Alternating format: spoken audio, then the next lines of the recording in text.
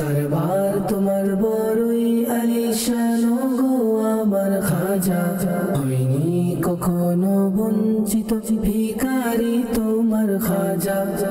আলহামদুলিল্লাহি রাব্বিল আলামিন ওয়াসসালাতু ওয়াসসালামু আলা সাইয়্যিদিল মুরসালিন আম্মা বা'দ ফাআউযু বিল্লাহি মিনাশ শাইতানির রাজীম বিসমিল্লাহির রহমানির রহিম আসসালাতু ওয়াসসালামু আলাইকা ইয়া রাসূলুল্লাহ ওয়া আলা আলিকা ওয়া আসহাবিকা ইয়া হাবিবাল্লাহ আসসালাতু ওয়াসসালামু আলাইকা ইয়া নবিয়াল্লাহ ওয়া আলা আলিকা ওয়া আসহাবিকা ইয়া নূরাল্লাহ। প্রিয় ইসলামীরা, মাদানী চ্যানেলের দর্শকবৃন্দ যারা আমাদেরকে এই মুহূর্তে দেখছেন বা শুনছেন, আপনাদের সকলকে জানাই আন্তরিক শুভেচ্ছা ও অভিনন্দন। দর্শকবৃন্দ, আলহামদুলিল্লাহ আযজা ওয়া জাল, এই অনুষ্ঠানের মধ্যে আমরা চেষ্টা করি খাজা গরিবে নওয়াজ রাহমাতুল্লাহ তাআলা আলাইহির জীবনের মধ্যে তিনি তার ভক্তদেরকে, মুরিদদেরকে যে বিষয়ের শিক্ষা দিয়েছেন, তিনি তো অনেকগুলো শিক্ষা দিয়েছেন, সবগুলো তো নেওয়া সম্ভব না 6 পর্বের মধ্যে। ইতিপূর্বে কয়েক পর্ব আমাদের গিয়েছে, যে এই পর্বগুলোতে আমরা খাজা গরিবে নওয়াজ রাহমাতুল্লাহ তাআলা আলাইহির জীবনী থেকে শিক্ষা, মুরিদদেরকে যে শিক্ষা দিয়েছেন ওই শিক্ষা নিয়ে আলোচনা করেছি। আজকে আরেকটি পর্ব উপস্থিত হয়েছি। এই পর্ব ইনশাআল্লাহ তাআলা খাজা গরিবে নওয়াজ রাহমাতুল্লাহ তাআলা আলাইহির জীবনের একটি বিশেষ দিক, তার শিক্ষা নিয়ে আলোচনা করব। দর্শকবৃন্দ, আসুন অনুষ্ঠানের শুরুর দিকে আমরা আমাদের প্রিয় নবী রাহমাতুল আলামিন শফিউল মুজনিবিন রাসূল করিম রাউফুর রহিম সাল্লাল্লাহু তাআলা আলাইহি ওয়া সাল্লামের উপর দুরূদে পাক পাঠ করা ফজিলত সম্বলিত একটি হাদিসে মোবারকা শ্রবণ করব।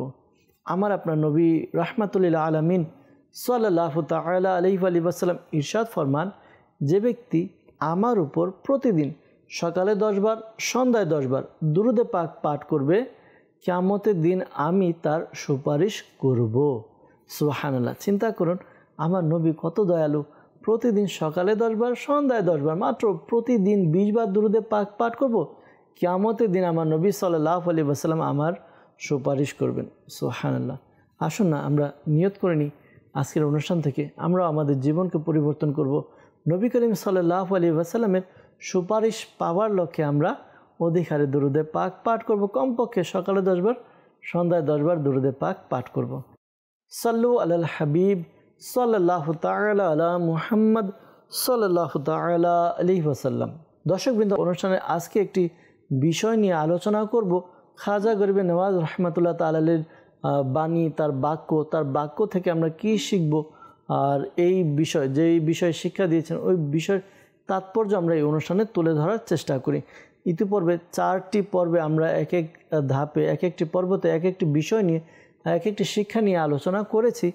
আজকে আমরা একটি বিষয় নিয়ে আলোচনা করব, আর এই বিষয় নিয়ে খাজা গরিবে নওয়াজ রাহমাতুল্লাহ তাআলা আলাইহি কী শিক্ষা দিয়েছেন, কি বলেছেন, আসুন তা আমরা শুরুতে শ্রবণ করি। ভালো ভালো কিছু নিয়ত করে নিই যে আল্লাহ এবং তার রাসূল সাল্লাল্লাহু আলাইহি ওয়াসাল্লামের সন্তুষ্টি অর্জনের জন্য, ইলমে দ্বীন অর্জন করার জন্য ইনশাআল্লাহ তাআলা অনুষ্ঠানকে শুরু থেকে শেষ পর্যন্ত দেখব।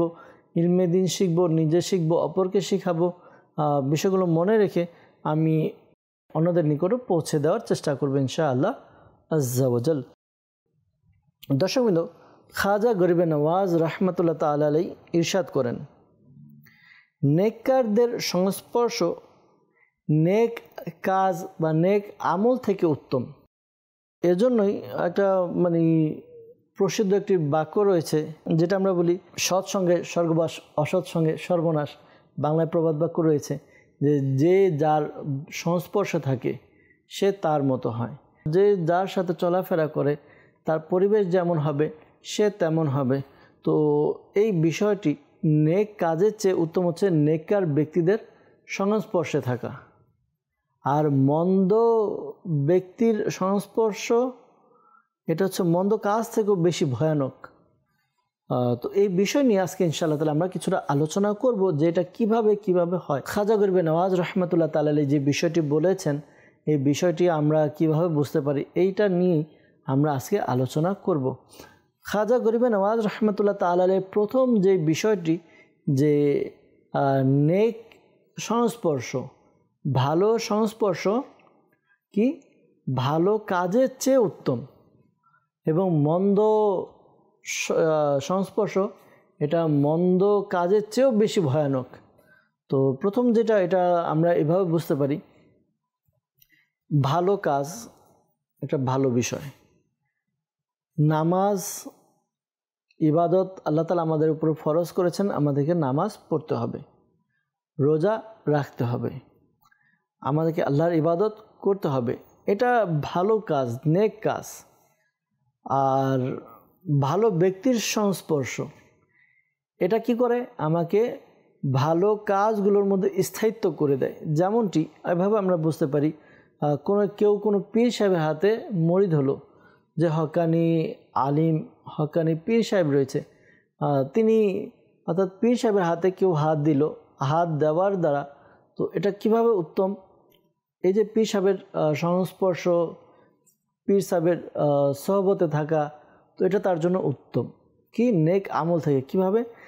যখন কোনো ভালো ব্যক্তি, নেককার ব্যক্তির সাথে আমরা বসি, নেককার ব্যক্তির সাথে চলাফেরা করি, তখন ওই নেককার ব্যক্তিকে দেখে আমাদের আমলের জজবা বাড়ে। শুধু জজবা নয়, তাদেরকে দেখে আমরা আমাদের আমলকে শুরু করি এবং আমল তার সাথে থাকার দ্বারা আমলটাও কন্টিনিউ হয়। কিন্তু যখন আমরা একাকী থাকি তখন আমাদের এই আমলগুলো আর কন্টিনিউ হয় না। দেখা যায় আমরা একবেলা দুইবেলা আমল করলাম, এরপরে আমাদের আমলগুলো কি হয়ে যায়? আস্তে আস্তে আবার কমে যায়। একটা উদাহরণ দিয়ে একটা বিষয়, তার সংস্পর্শের বিষয়, ভালো সংস্পর্শের বিষয় বলবো। একটি ঘটনা, এক ব্যক্তির ঘটনা, যে নেক সংস্পর্শ, ভালো সংস্পর্শ কিভাবে মানুষের জীবনকে পরিবর্তন করে দেয়। আসুন আমরা এই ব্যাপারে ঘটনা শ্রবণ করব। ঘটনা এমন, হজরত সৈয়দনা হাসান বিন হাদার রহমতুল্লাহ তাআলা আলাইহি বলেন যে বাগদাদের এক ব্যক্তি, সে আমাকে এই কথা বলেছে। অর্থাৎ ঘটনাটি বলেছে যে হজরত সৈয়দনা আবু হাশিম রহমতুল্লাহ তাআলা আলাইহি বর্ণনা করেন যে হজরত সৈয়দনা আবু হাশিম, তো তিনি একবার বসরা যাওয়ার ইচ্ছা করলেন। এরপর তিনি কি করলেন? নদীর ধারে, সমুদ্রের তীরে এলেন। তখন আমি দেখলাম যে সেখানে মানে নৌকা দিয়ে আমি আমার গন্তব্যস্থলে যাব। ওইখানে একটা নৌকা ছিল, আর ওই নৌকার মধ্যে একজন ব্যক্তি ছিল এবং তার দাসী ছিল, গোলাম ছিল। যখন আমি ওই নৌকায় উঠতে যাব, তখন ওই যিনি মালিক ছিল, মুনিব ছিল, সে নিষেধ করলো, তুমি গরিব, তুমি আমাদের নৌকায় উঠবে না, তুমি অন্য নৌকা দিয়ে যাও।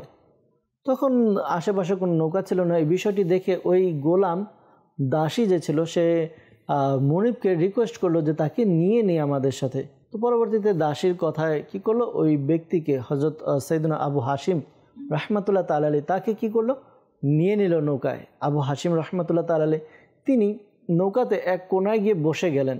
এরপর দেখা গেল ওই দাসী অর্থাৎ গোলাম এবং যে মুনিব ছিল, তারা নিজেরা কথাবার্তা বলছে, আর সমুদ্রের মাঝখানে এক অন্যরকম অনুভূতি তাদের হচ্ছে। আবু হাশিম রহমতুল্লাহ তাআলা আলাইহি বলেন যে আমারও খুব ভালো লাগছিল, খুব সুন্দর এক পরিবেশ, মনোমুগ্ধকর পরিবেশ, এই বিষয়টা খুব অনুভূত হচ্ছে এবং তারা অনুভূত করছে। এবং তারা কি করলো? খাওয়া দাওয়া করবে, তারা খাবার দাবার খাবে। তখন ওই যিনি আল্লাহর ওলি ছিল, নেককার ব্যক্তি ছিল, আবু হাশিম রহমতুল্লাহ তাআলা আলাইহি, তাকে ডাক দিল, তুমিও আমাদের সাথে খাবারে অংশগ্রহণ করো, খাবার খাও। তখন আবু হাশিম রহমতুল্লাহ তাআলা আলাইহি, তার পেটে অনেক ক্ষুধা ছিল, খাবার ইচ্ছা ছিল, তিনি কি করলেন? খাবারে অংশগ্রহণ করলেন, খাবার খেয়ে নিলেন। তো ঠিক আছে, খাবার খেয়ে নিলেন। এরপর তারা কি করলো? এই সুন্দর পরিবেশের মধ্যে ওই মুনিব তার গোলামকে বলতে লাগলেন যে মদ তৈরি করতে। তখন ওই গোলাম মদ দিল। তখন ওই মুনিব, আল্লাহর ওলি আবু হাশিম রহমতুল্লাহ তাআলা আলাইহি, তাকে বললেন যে তুমিও নাও। তখন সে বলতে লাগলো যে আমাকে খাবার খাইয়েছেন, আলহামদুলিল্লাহ, আল্লাহ তাআলার শুকরিয়া, আমি কখনো মদ পান করব না, আমি মদ পান করি না, মদ পান করবও না। এরপর তারা তাদের মতো ওই মুনিব এবং দাসী কি করলো? গান শুরু করলো। গান গেতে গেতে ওই ব্যক্তি, ওই বুজুর্গ ব্যক্তি হযরত সাইয়েদনা আবু হাশিম রহমতুল্লাহ তাআলা আলাইহিকে বলতে লাগলো, তুমি কি এর চাইতে ভালো কিছু জানো? তখন হযরত সাইয়েদনা আবু হাশিম রহমতুল্লাহ তাআলা আলাইহি সুযোগ পেলেন নাকি দাওয়াত দেওয়ার, কথা বলার। তিনি বললেন যে আমি এর চেয়ে তো অনেক উত্তম, সুন্দর, চমৎকার কালাম জানি। তখন বলতে লাগলো ওই মুনিব যে এর চেয়ে তো উত্তম কালাম আছে। তখন মুনিব বলল, তাহলে তো শোনাও আমাকে, শুনি এমন কোন কালাম যা গানের চেয়ে তো ভালো, উত্তম। তখন কি হলো? হযরত সাইয়েদনা আবু হাশিম রহমতুল্লাহ তাআলা আলাইহি তিনি সুযোগ পেলেন, তিনি কুরআনে পাকের তিলাওয়াত করলেন। তিনি কুরআনে পাকের 30 পারা সূরা তাকবীরের কয়েকটি আয়াত তিলাওয়াত করা শুরু করলেন। যখন সূর্যরশ্মিকে মুড়িয়ে ফেলা হবে এবং যখন তারকাপুঞ্জ ঝরে পড়বে আর যখন পাহাড় পর্বতকে চলমান করা হবে, যখন এই তেলাওয়াত করা হচ্ছিল তখন ওই ব্যক্তির মুনিবের অবস্থাও পরিবর্তন হতে লাগলো। তার চোখ দিয়ে অশ্রু গড়াতে শুরু করলো। খুবই মনোযোগ ও নম্রতার সহিত সে আল্লাহ তাআলার কালাম শুনতে লাগলো। মনে হচ্ছিল যে আল্লাহ তাআলার কালামের তাজাল্লি তার কালো অন্তরকে আলোকিত করে দিয়েছে এবং এই কালাম প্রভাবময় তীর হয়ে তার অন্তরে গিয়ে বিদ্ধ হয়ে গেল। এবার সে ইশকে হাকিকির স্বাদ বুঝতে শুরু করলো। তিলাওয়াত করতে করতে যখন হযরত সাইয়েদনা আবু হাশিম রাহমাতুল্লাহ তাআলা আলাইহি এই আয়াতে মুবারাকাতে পৌঁছালেন, অর্থাৎ এবং যখন আমলনামা খোলা হবে তখন সে তার দাসীকে বলল, যাও, আমি তোমাকে আল্লাহ তাআলার ওয়াস্তে মুক্ত করে দিলাম। অতঃপর সে তার সামনে রাখা মদের সকল সাজ সরঞ্জাম সমুদ্রে ঢেলে দিল। সারঙ্গী, বাদ্যযন্ত্র, গান বাজনা যে সকল সরঞ্জাম ছিল সেগুলো সে ভেঙে ফেলল। অতঃপর খুবই আদব সহকারে ওই আল্লাহর ওলি আবু হাশিম রাহমাতুল্লাহ তাআলা আলাইহির কাছে বসলো এবং সে কাঁদতে লাগলো এবং জিজ্ঞাসা করলো, হে আমার ভাই, আমি অনেক বড় গুনাহগার, সারা জীবন আমি গুনাহে কাটিয়েছি। আমি যদি এখন তওবা করি, আল্লাহ তাআলা কি আমার তওবা কবুল করবেন? তখন হযরত সাইয়েদনা আবু হাশিম রাহমাতুল্লাহ তাআলা আলাইহি বড় ভালোবাসা দেখালেন এবং বললেন, নিশ্চয় আল্লাহ তাআলা তওবা কবুলকারী এবং আল্লাহ তাআলা তওবাকারী এবং পবিত্র অর্জনকারীকে খুবই পছন্দ করেন। তিনি তো তওবাকারীদের প্রতি খুশি হন। আল্লাহ তাআলার দরবার থেকে কেউ নিরাশ হয়ে ফিরে আসে না। আপনি তার দরবারে তওবা করুন, তিনি অবশ্যই কবুল করবেন। এরপরে ওই মুনিব সে আল্লাহ তাআলার দরবারে তওবা করলো, একেবারে সত্য অন্তরে তওবা করলো, গুনাহ থেকে সে পরিত্রাণ পাওয়ার জন্য তওবা করে নিল। এরপর হযরত সাইয়েদনা আবু হাশিম রাহমাতুল্লাহ তাআলা আলাইহির সাথে তিনি চলে গেলেন, এক জায়গায় চলে গেলেন। দুইজন একসাথে 40 বছর সেখানে ছিলেন, নিজেরা আমল করতেন, আল্লাহ তাআলার ইবাদত করতেন। অতঃপর 40 বছর থাকার পরে এরপর বললেন যে 40 বছর পরে তিনি ইন্তিকাল করেছেন। প্রিয় ইসলামের এই যে ঘটনাটা শোনানো, এই ঘটনা শোনানোর মূল যে উদ্দেশ্য, একজন ব্যক্তি সে কত গুনাহগার ছিল, মদ পান করত, গান বাজনা করত, আল্লাহ তাআলার নাফরমানি করত, কিন্তু যখনই সে একজন নেককার ব্যক্তির সংস্পর্শে এসেছে, নেককার ব্যক্তি তো এভাবেই কাজ করে। নেককার ব্যক্তি মানুষের ভাগ্যকে পরিবর্তন করে দেয়। যখন ভাগ্য পরিবর্তন হবে তখন আমলের দিকে ধাবিত হবে। বাস্তবিকই দর্শকবৃন্দ, এই ঘটনা থেকে আমরা জানতে পারলাম যে একটা নেক সংস্পর্শ আমাদের প্রয়োজন। আবার প্রবাদ বাক্য আমরা শুনেছি, সৎ সঙ্গে স্বর্গবাস, অসৎ সঙ্গে সর্বনাশ। যে ব্যক্তি ভালো লোকদের সাথে চলাফেরা করে, যার সঙ্গ ভালো সে নিজে ভালো, যার সঙ্গ ভালো না সে ভালো হতে পারে না। প্রিয় ইসলামী ভাইরা, বলা হয়ে থাকে যে যদি তুমি কোনো ব্যক্তিকে যাচাই বাছাই করতে চাও যে সে কেমন, তাহলে তুমি খোঁজ নাও যে সে যাদের সাথে চলে তারা কেমন। আমি কেমন এটা আমার সংস্পর্শ দ্বারা বুঝে আসবে। আমি যদি ভালো ব্যক্তি, নেককার ব্যক্তি, আল্লাহওয়ালা ব্যক্তি, যারা আল্লাহকে ভয় পায়, এমন ব্যক্তিদের সাথে চলাফেরা করি, এমন ব্যক্তিদের সাথে থাকি, এমন ব্যক্তির সংস্পর্শে থাকি, তাহলে অবশ্যই তাদের সংস্পর্শের প্রভাব আমার কাছে আসবে আর আমার জীবনও পরিবর্তন হবে। যখন আমি সংস্পর্শে না থাকব তখন আমরা ওই সৎ আমল করা বা নেক আমল করা এগুলো থেকে আমরা আস্তে আস্তে ধীরে ধীরে পিছনে চলে যাব। এটা আপনিও জানেন, আমরাও জানি, আমরা অনেক দেখেছি। আলহামদুলিল্লাহ, দাওয়াত ইসলামী মাদানী মহল, এই যে এটা একটা সৎ সংস্পর্শ, এর দ্বারা লাখো লাখো যুবক আশিকানে রসুল ভাইয়ের বোনের আলহামদুলিল্লাহ জীবন পরিবর্তন হয়ে গিয়েছে। যারা আগে নামাজ পড়তো না, আলহামদুলিল্লাহ আজ্জা ওয়াজাল দাওয়াত ইসলামীর সংস্পর্শে থেকে তারা 5 ওয়াক্ত নামাজই নয় বরং তাহাজ্জুদের নামাজ আদায়কারী হয়েছে। ইশরাক চাষতে নামাজ আদায় করেন, আওয়াবিনের নামাজ আদায় করতেন। যারা আগে রোজা রাখতে তাদের কষ্ট হতো, দাওয়াত ইসলামীর বরকতে আলহামদুলিল্লাহ শুধু রমজানেই নয় বরঞ্চ এই যে রজবুল মুরাজ্জাব মাস, এই মাসের মধ্যে রোজা রাখার কত ফজিলত। তো ওই ইসলামী ভাইরা যারা আগে রোজা রাখতো না, ফরজ রোজার পাশাপাশি নফল রোজা আদায় করছে, আলহামদুলিল্লাহ এমন ইসলামী ভাই আছে যারা রজব, শাবান, রমজান 3 মাস একটানা আল্লাহ তাআলার সন্তুষ্টির জন্য রোজা রাখে, সওয়াব অর্জন করে।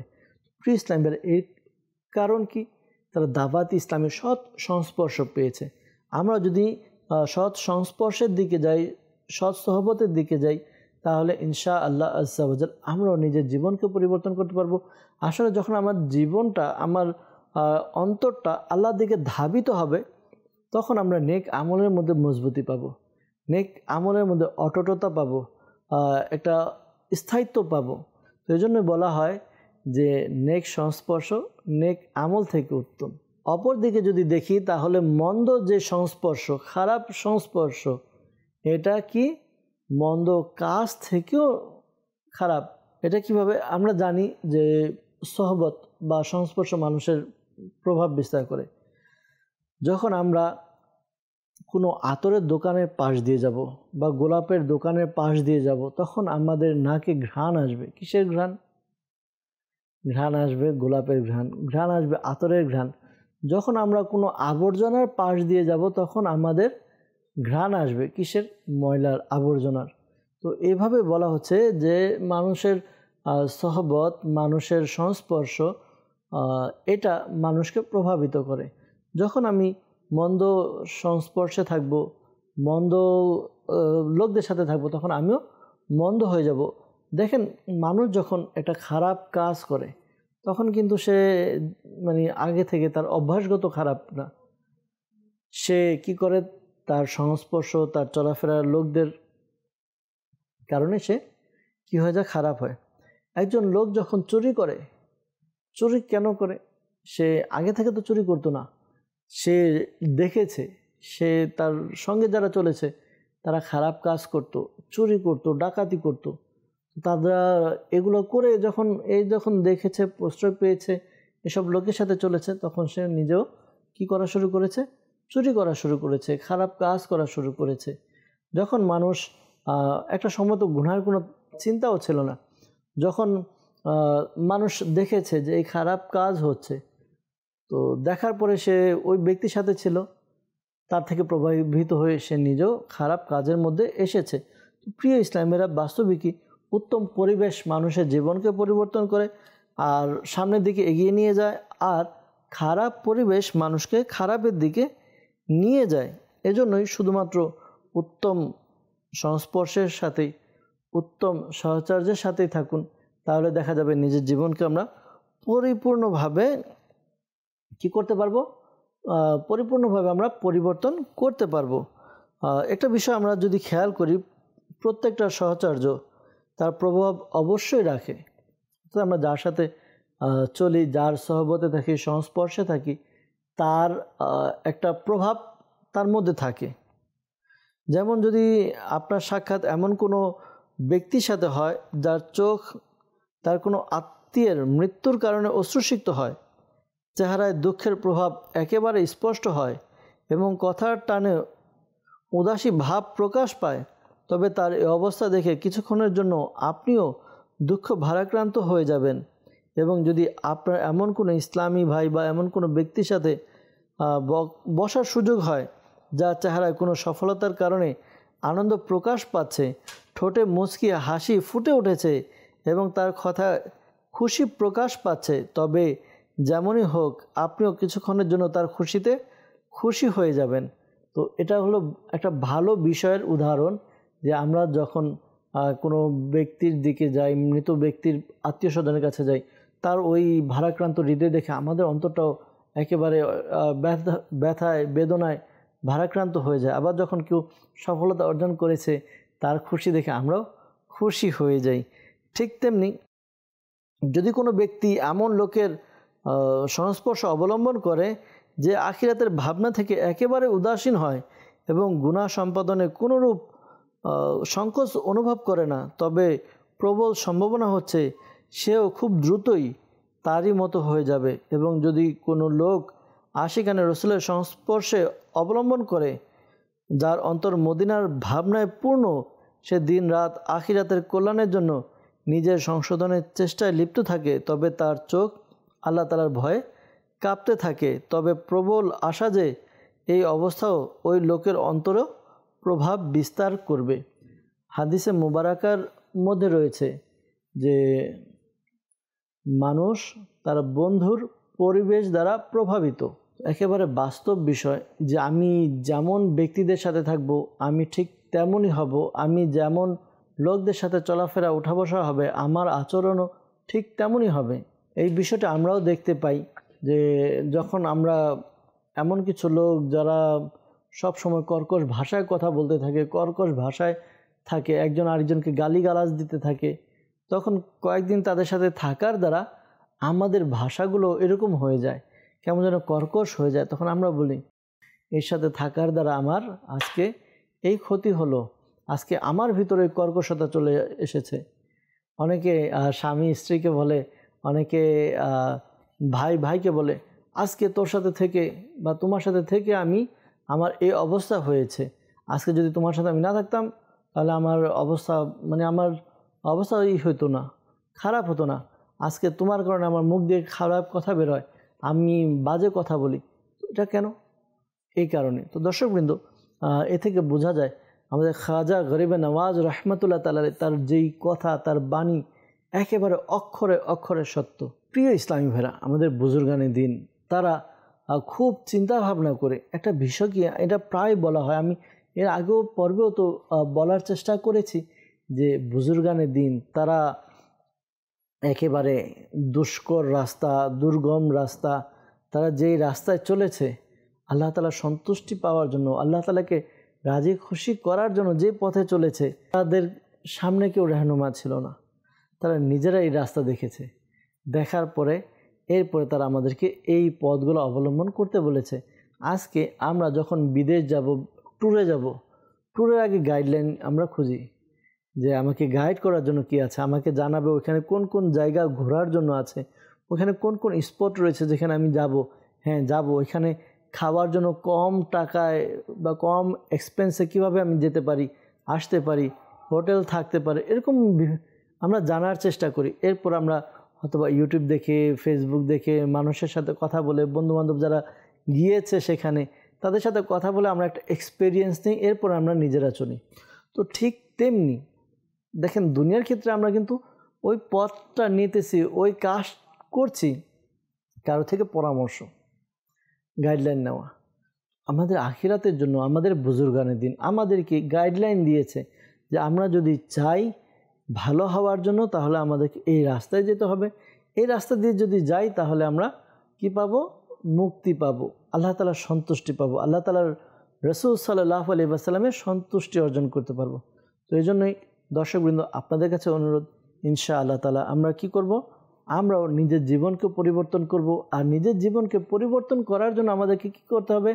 আমাদেরকে যারা আল্লাহ তাআলাকে সন্তুষ্ট করেছে, যারা আল্লাহ তাআলাকে রাজি খুশি করেছে, করতে পেরেছে, তাদের পথকে অবলম্বন করতে হবে, তাদের কথা শুনতে হবে, তারা যেই বিষয়গুলো বলেছে আমাদেরকে অবলম্বন করতে হবে। বিশেষ করে আমরা আজকের বিষয়, আজকের টপিক যেটা নিয়েছি, খাজা গরিবে নওয়াজ রহমতুল্লাহ তাআলার একটি শিক্ষা, নেককারদের সংস্পর্শ নেক আমল থেকে উত্তম।